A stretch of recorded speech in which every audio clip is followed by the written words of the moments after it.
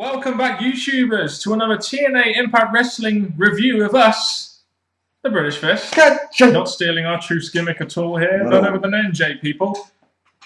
And just because I always present myself first, I thought I'd present myself last. I'm Metallica-loving, Metallica shirt-wearing, unfortunately not Metallica guitar strumming or singing, Mr. Parkin. And like we said, we're here to review TNA Impact Wrestling for this week. And please make sure you contact us in the links in the description box below. Yes, please comment your thoughts on this show down below, and please subscribe as well. You know, this was, I thought this was going to be open fight night with what was going on last week with Bully Ray calling out Hulk Hogan. It kind of felt like open fight night, and then I realised it wasn't as soon as we opened up with James Storm. It kind of feels they're almost scrapping open fight night and just having wrestlers announce when they want a title match, as you'll find out later tonight. Yeah, so we open up the show with James Storm, with AJ Styles in the rafters like 97 Sting, talking about the main event last week. He wants to take out the Ace and Ace, but out come Bad Influence, saying they were victims in this, but they think they have an answer. Fortune 4, bitches! then the Fortune 4 ends up, the temporary Fortune 4 ends up breaking up as Daniel low blows Storm, and out comes the Ace and Ace sends Bully Ray to beat up James Storm. Because James Storm's want none of it. He just wants the Ace and Ace or AJ Styles. The Ace and Ace are doing everything, as you see, numerous weeks. But it's a continuation of this AJ's character, what's he going to do kind of thing. So I thought it was a good opener. Well, the funniest thing of this segment was when Joseph Parkin came out and managed to take out two members of the Ace and Ace. I thought that was pretty funny. I actually laughed out loud for that one. And then we get Bully Ray coming out to 3D Joseph Park for a table with Devon and apparently into the hospital, because if he did that about 4 months ago, they would have just been back the next week totally fine. All I'm going to say about this is that I was predicting a James Storm and Joseph Park versus Team 3D, hence that, but we didn't get it. But the opener, again, it's Ace and Ace dominating a storyline that they're not really involved in. I would question, I mean, you had AJ Styles just standing there watching, that's fine, they're doing very good with that AJ Styles character. I would question where are all the baby faces in this, but I guess the whole storyline here is Ace and Ace have, you know, depleted their heroes and they're not there to help Jeff Hardy was in hospital, etc. So I'll gloss over that for this week.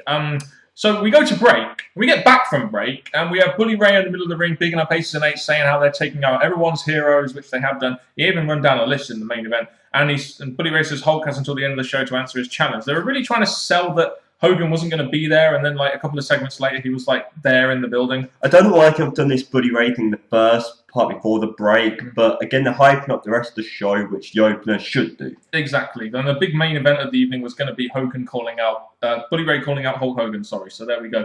Terran Terrell versus Terra. Without Jesse, thank God, ODB's still the referee. This was really all about building up Terran Terrell. She got the roll-up pin after about 5 or so minutes. Terra isn't going to be there. She's doing some projects outside of TNA, so it's rightfully so they use someone like Terra to try and put a new knockout like Terran over. Terran doing the roll-up, I expect that to be more of a heel thing, a cheap way to finish a match, but with a new knockout coming in, I guess they're still slowly building her up. Rob Terry versus Jesse Goddard. Just as I was thinking, thank God, no Jesse Goddard. We had Jesse Goddard on the show. It looks like Goddard is now Robbie E's new bro, or I don't know. This is just like another character build-up segment where it's all about Rob Terry, and it's pretty much what they did here with the Rob Terry character. I really don't care, bro, because, you know, when you be a bro of a bro of a bro of a bro, it makes no sense, and the bro wouldn't because you'd be another bro. It just makes no mother broing sense, does it? It's good. Actually, also, they're hyping up Chris Sabin's return next week. And by the way, check out these guns, girls. Check out if I can. Shit, I can't do it. Oh, you know, fuck it. I can't. Oh, hail Sabin! And muscles for the win, yes. Yeah, muscles for the win, even though I can't even show mine off because I'm stupid. But anyway, yeah, Chris Sabin, they're hyping up that well. Full Killer will be pleased that Chris Sabin's coming back next week. I think with a big name that's big in TNA, this is very good. Good video package next week. I just hope they don't hype it up, then ruin it next week. So, yeah, so this whole Fortune 4 business that came out of nowhere in the opener kind of continued here. You had that little tease where you had Kaz and Daniels trying to persuade Bobby Roode to make the new Fortune 4 that could take over TNA and, you know, take over the Aces and Eights. And they kind of, it seemed like this tag title match was more about the Fortune 4 stuff than really about the actual tag team championship. I mean, the tag champs didn't even get a freaking entrance in this segment. Well, the sad thing about this, before we get to the match, is I'm liking this build up the Fortune 4 because it's going to give Kaz, Daniels, and 2 others probably against the Ace and Eights at Slammiversary, which I think is a nice build up. But I just think this could go somewhere good for some of us. Yeah, I don't think they're actually going to do anything before. I think it's just a tease, personally, just a way of getting involved. But it's just funny. You had Christopher Daniels killing it on commentary. You had Kazarian was trying to recruit Bobby Roode ringside. The Aries was really over in this match, and you get to the end of the match where you have all this interference from Daniels and Kaz trying to get the Bobby Roode and Aries to win, and then Los Territorios end up getting the win anyway. It's like they were really focusing a lot more on this Fortune 4 thing that just came out of nowhere than the actual tag championships. And let's face it, would you rather watch something to do with the Fortune 4, or would you rather watch the freaking boring-ass tag champs called Los Territorios? Really? Sadly, you do look forward to, obviously, Kaz and Daniels and Roode and Aries. That is classic stuff there. The tag titles retained by a tag team that fans were chanting heavily on one show, the rest not. I'm just waiting to see who's going to beat them, move away from that. Who bloody knows? What other tag teams have they got to go against them now? We've already seen pretty much every match you can get out of those. We'll see what happens. Yeah, we haven't seen the Ace and Eights go after him. I think Ace and Eights would kill them. I don't know. Who knows? We had a Matt Morgan segment. All these backstage segments involving Matt Morgan. We finally get him in the ring. He's going to go. He basically goes through all of Hogan's mistakes and invites Hogan down to the ring to a very, very good reaction. This was another one of those segments on the show that was pretty much just there to plug the main event while getting Matt Morgan in on the show to enhance his character a little bit. He wants to be he thinks he's the solution. As long as he's number one contender, he could be the solution for TNA. But Hogan doesn't really think he is. They slowly hype up Hogan, making him like a big deal in TNA. This was all about Hogan night. Matt Morgan, very good on mic. I enjoyed this segment. But when it came to obviously him bringing all the points, Hogan backs him up saying you're right with everything, but Hogan doesn't give him what he wants. But then again, that could have been a Slammiversary build right there. Oh, yeah. I'd love it if Matt Morgan was like the leader of the TNA, but I don't think I can see why they didn't go down that route, especially with the main event. But Hogan basically turns down Matt Morgan's offer and says he'll deal with Bully Ray himself. And there was a good quote actually by Hulk Hogan. I never heard Andre the Giant come out here and whine like a little bitch. Thought that was a pretty good way to end the segment. And with that line, I really thought Matt Morgan was going to lay him out, but I think they're trying to make Matt Morgan face. Who fucking knows what they're doing with Matt Morgan? They've been directionless with Matt Morgan for the last 5 years. Tag team, main event tag team, not on TV, injured. Who fucking knows? Apparently we're getting to pick the next number one contender for the X division. We had Rashad Cameron, Rockstar Spud and Suicide. This is for the May 23rd. I think I'm going to vote for Suicide. Fuck it, why not? There was loads of people going for Spud, but I didn't really buy too much into when he first came into TNA. But with Suicide, I'm going to vote for him too. I guess we should really support our own, really, shouldn't we? In the same way we would support Wade Barrett in WWE. But yeah, anyway, moving on. Mickie James versus Velvet Sky for the Knockouts Championship. Yep. I'll say this. I felt that this was one of those matches they could have built up to a little bit more. I thought it was just had a normal contendership and then they had a match this week. But the crowd were really into this, weren't they? The crowd were fucking loving this segment. Well, I think seeing Mickie James back more in Velvet Sky is the highlight because everyone does love Mickie James. This match, I still think they should be built to Slammiversary. They've had many opportunities tonight. They've done it all tonight.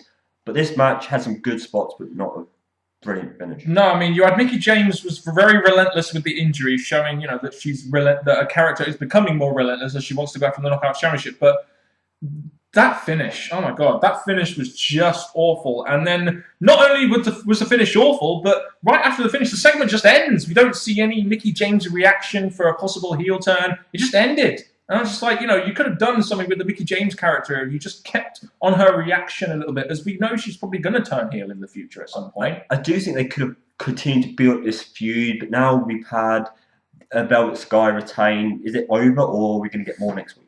I imagine it will lead to a Mickie James heel turn. I just wish they'd have had some reaction afterwards. That would have helped this segment so much, in my opinion. On to the main event of the evening. Yep. Bully Ray calling out Hulk Hogan to the middle of the ring.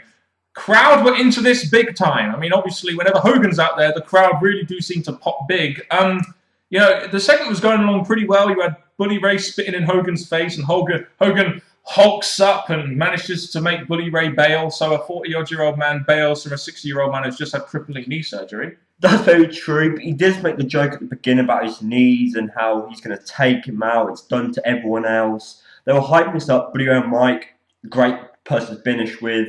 Hogan's part, I'm glad this is not going to turn to a match. Well, hopefully not. We'll discuss that in a minute. But the Aces and Eights basically come and surround the ring when Hogan's there, and then all of a sudden the lights go off.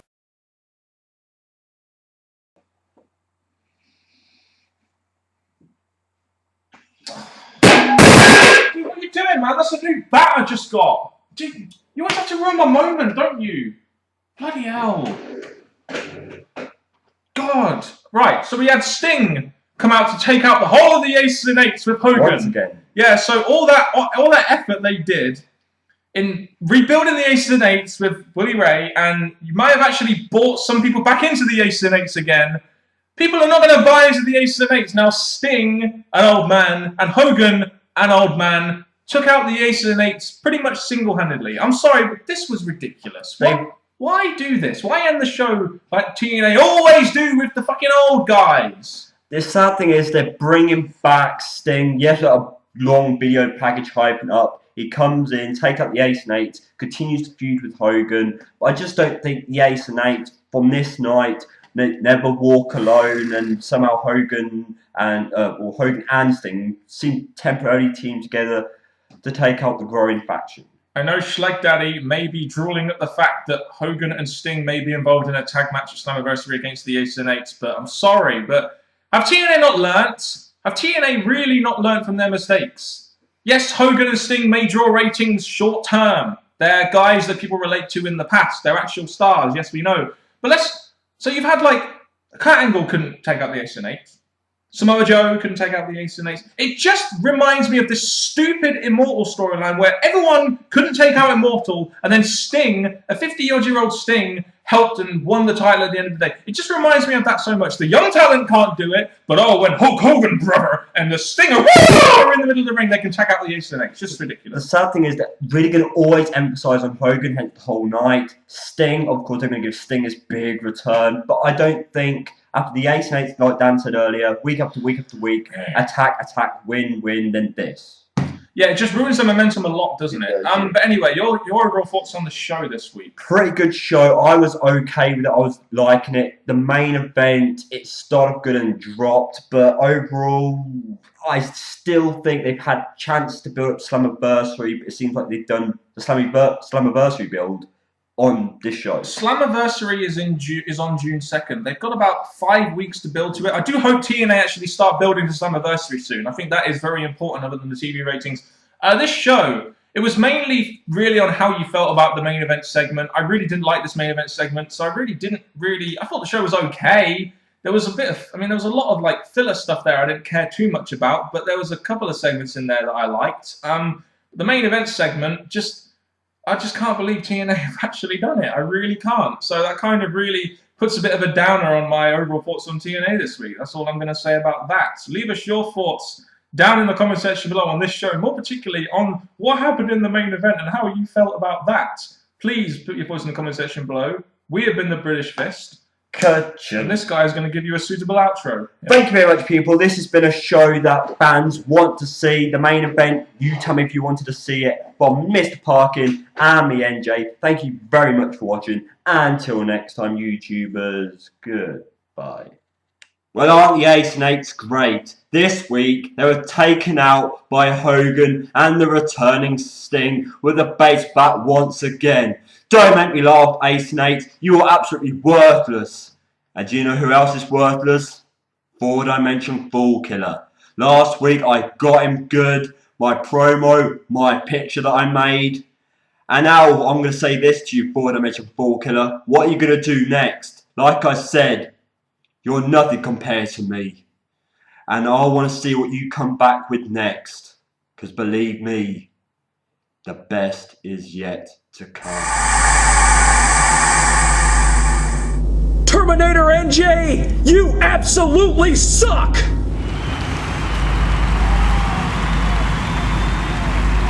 June 2nd, the Slammiversary review, the biggest fight in the history of YouTube. I'm calling you out, jackass, but we're upping the stakes. I beat you, you leave the British Fist channel. But if you beat me, I will leave the IWC forever!